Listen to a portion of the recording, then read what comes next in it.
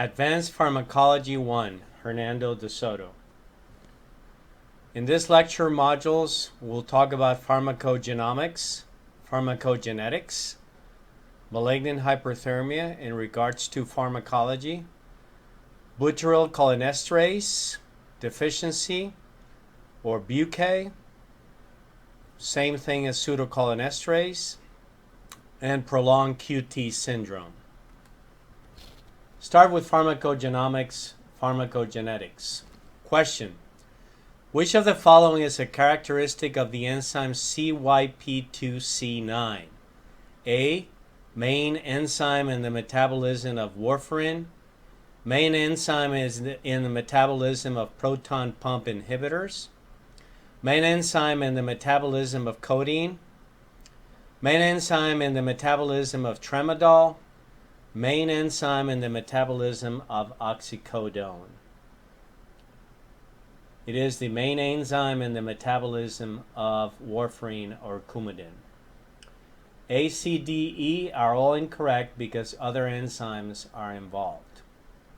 When we look at genetic factors in drug dose-to-response relationships, there is significant inter-individual variability in response to drug therapy. If we take a group of 10 patients, whether it's children or adults, and give them the same drug, each individual will have a different response to drug therapy. So that's a classic dose-response relationship situation, that it's an inter-individual variability. The reason for this is genetic factors, inherited variations in genes, and modulating drug actions and its relationship to variability in drug response. Pharmacokinetics is the study of how a drug is affected by the body, as opposed to pharmacodynamics, which is the study of how a body is affected by the drug.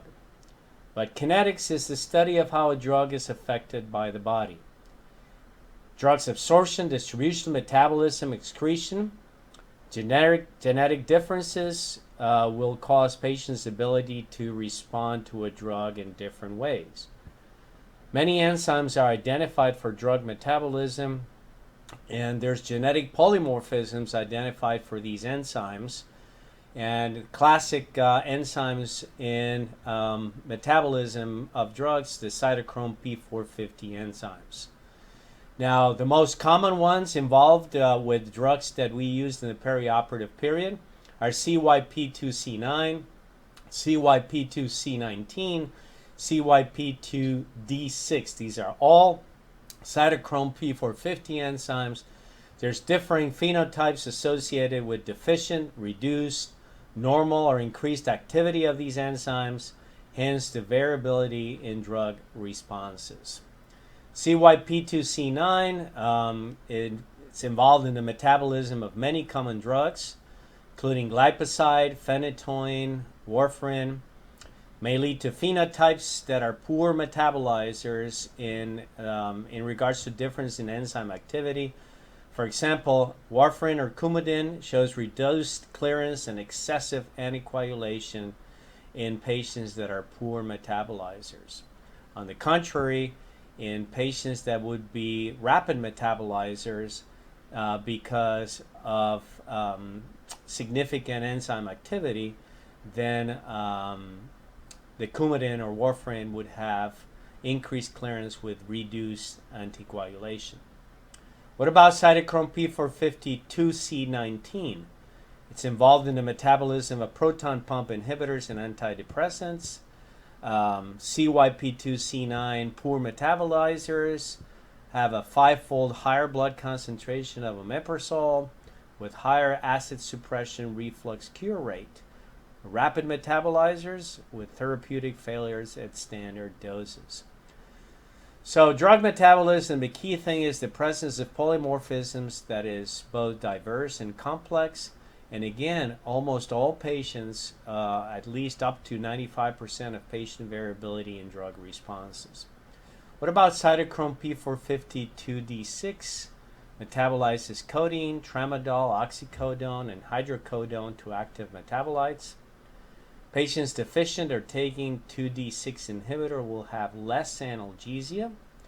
Conversely, rapid metabolizers too much effect. For example, one of the main reasons why codeine is not used much more anymore in children is because if the child that we're given the codeine happens to be a rapid metabolizer, then there would be a very, very rapid effect of that codeine, which metabolizes to morphine with significant respiratory depression. What about malignant hyperthermia in regards to advanced pharmacology? Question: in a preoperative examination, the patient reveals that a distant cousin was malignant hyperthermia susceptible. Your concerns about MH will include incidence is 1 in 10,000 general anesthetics, B, autosomal dominant disease with variable penetrance, C, hypoxemia is the most sensitive sign, D, masseter rigidity, less common in children, E, RY/RI gene locus and chromosome 11q. Right answer is autosomal dominant disease with variable penetrance. A is false since the incidence is around 1 in 100,000 or higher. C is also incorrect because the unexpected rise in end-tidal CO2 is the most sensitive sign. D is also incorrect. It is more common in children, and it is chromosome 19q. It's an autosomal dominant disease with variable penetrance. Again, incidence 1 in about 100,000 or more general anesthetics. The most sensitive and specific sign of MH is the unexpected rise in end-tidal CO2. It is not temperature, even though the name is hyperthermia. Masseter muscle rigidity, more common in children than in adults, and it leads to about 25% of cases leads to MH and associated with myoglobinuria. The genetics initially, ryanodine receptor RYR1 gene locus and chromosome 19q, but more recent studies have shown a common severe phenotype from point mutations in the RYRI gene, ARG614CYS, and proteins regulating excitation contraction coupling, alpha-1-DHPR and FKBP1-2. Triggering agents, all volatile anesthetics except for nitrous oxide and succinylcholine. Predisposing disorders, central cord disease, rare myotonias, for example, hypokalemic periodic paralysis. Testing, very difficult to accurately test and characterize. May receive many anesthetics before developing MH. The gold standard is the halothane caffeine contracture test, which has 100% sensitivity and 78% specificity, meaning requiring a positive response in only one of 2 tests. There's a clinical grading scale that examines this: muscle rigidity, myonecrosis, respiratory acidosis, temperature, and cardiac involvement. Treatment is to discontinue all triggering agents, hyperventilate with 100% oxygen, and give dantrolene PRN for at least 36 hours. Get assistance with the mixing. Dantrolene comes with mannitol, so put Foley in and titrate dantrolene and bicarb to hemodynamics. Cool by all routes. Treat hyperkalemia any which way possible. If hypokalemia, do not give potassium, may trigger MH, and beware of dysrhythmias. Do not treat with calcium channel blockers. Lidocaine is actually safe. Mixed venous or femoral venous sample is superior to arterial blood gases as guideline for therapy, and send labs for creatinine, coags, and CK. 25% of patients may recrudesce, so we have to watch these patients very closely. And if temperature goes above 41 degrees, there is the potential for disseminated intravascular coagulation. Renal failure may happen due to myoglobinuria, and some of the sequelae of MH that may actually take months. Some patients may even take years to recover, but usually months, with severe pain and weakness. There's a whole slew of things that come into the differential diagnosis of MH. Sepsis, most often confused with MH, PHEO, hypoxic encephalopathy, mitochondrial myopathies, periodic paralysis, etc. What about butyryl cholinesterase, or more commonly known as pseudocholinesterase deficiency? Remember the definition: succinylcholine.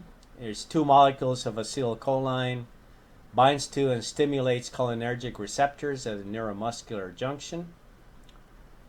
Pseudocholinesterase, I will call it this since it is more frequently called pseudocholinesterase than butyryl cholinesterase, or BUK. It is synthesized in the liver, not present at the neuromuscular junction, rapidly hydrolyzes sucks to succinylcholine and choline, catalyzes hydrolysis of esters of choline, hydrolysis 2 ester links of choline to succinate acid. And remember, only 10% of the administered sucks actually reaches the neuromuscular junction. There's more than 20 variants of the pseudocholinesterase gene. The most common is the A variant, 209A more than G, and the K variant, 1615G over A. Pharmacogenetic testing is actually not recommended.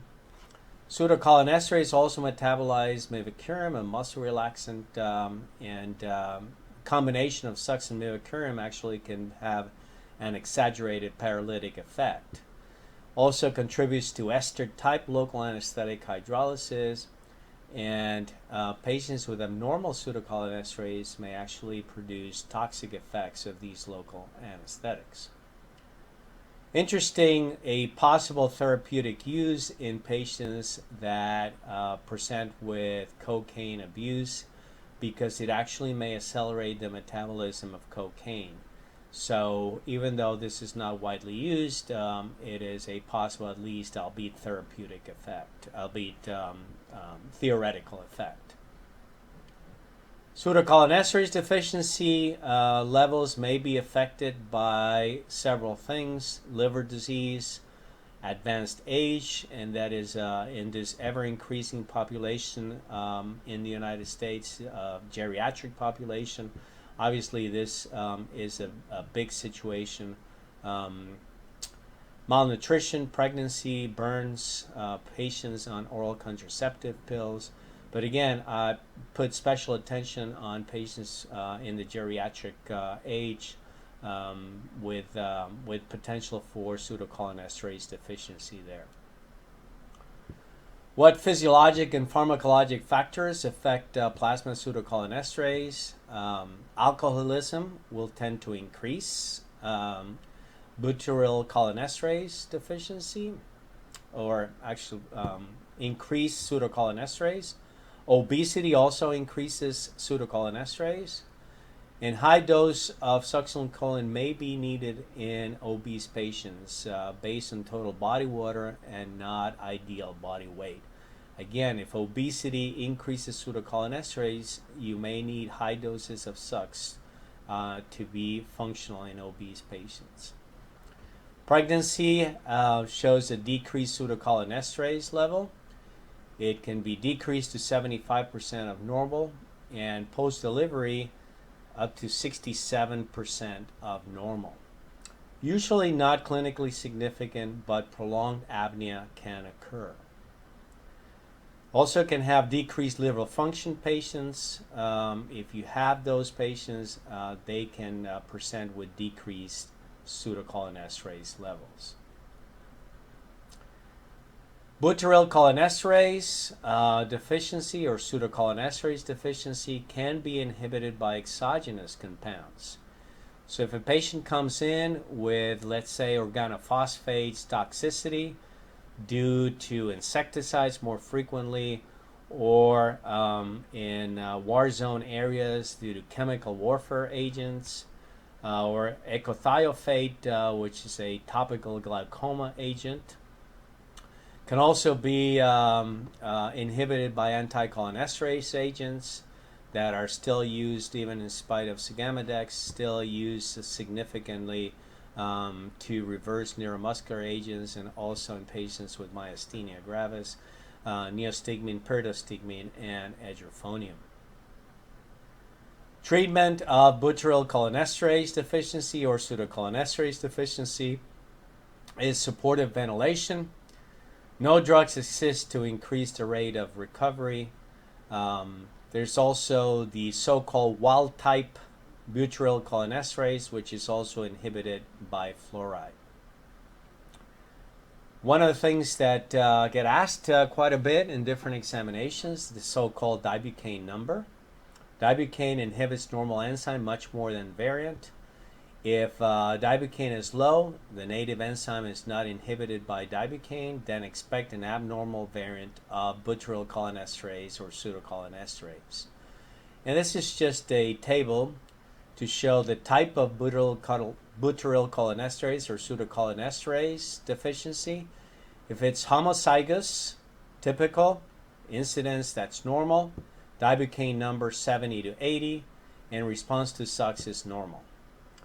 If the type of pseudocholinesterase is heterozygous, atypical, incidence is 1 in 480, Dibucaine number 50 to 60, and the response to SUX is lengthened about 50 to 100%. Worst scenario is the so-called homozygous atypical.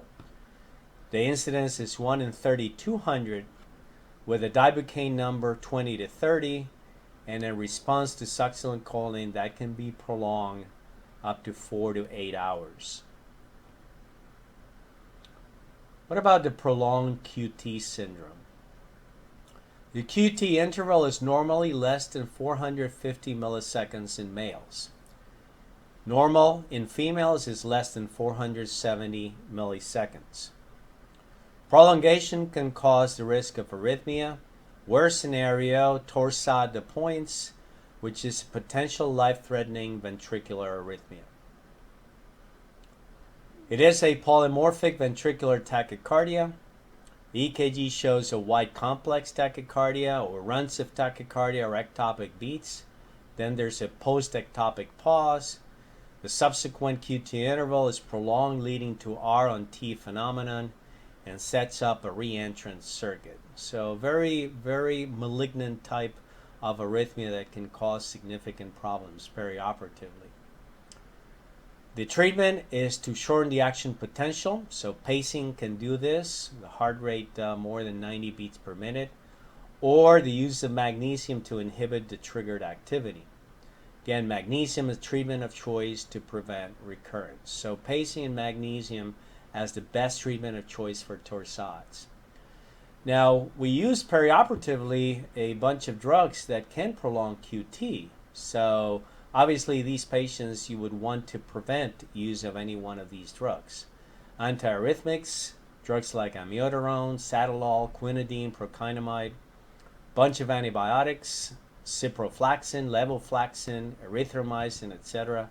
And a bunch of antidepressant drugs, amitriptyline, imipramine, desipramine, sertraline, etc. So, and this is not an all-inclusive list of drugs that can prolong QT.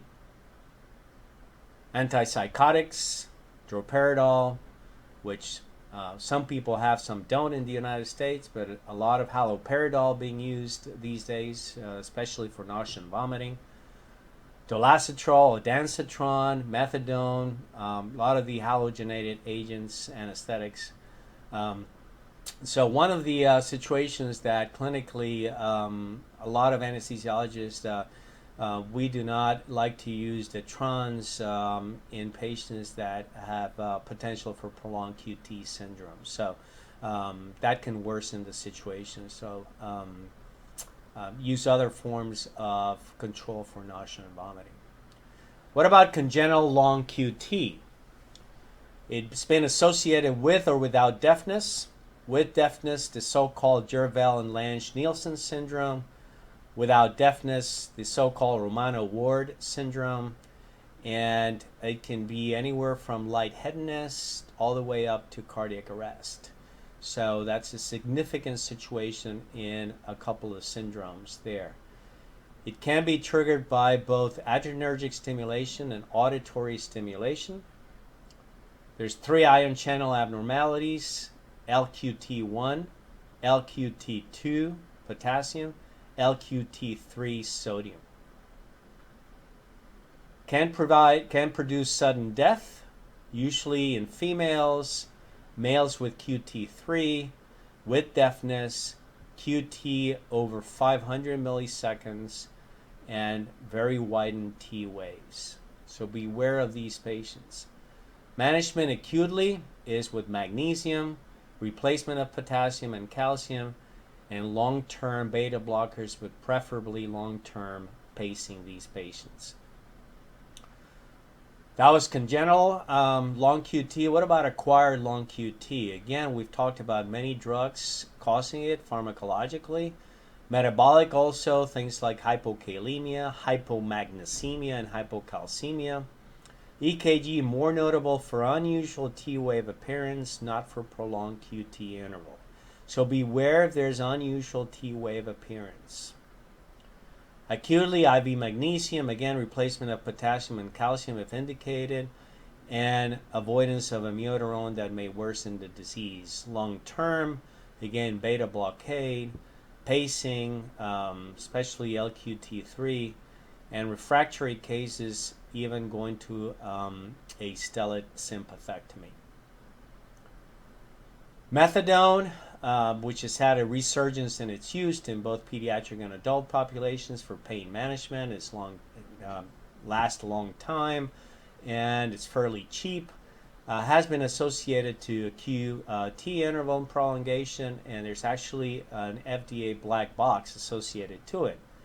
Has caused methadone QT prolongation on torsades and sudden death with doses even as low as 20 milligrams a day.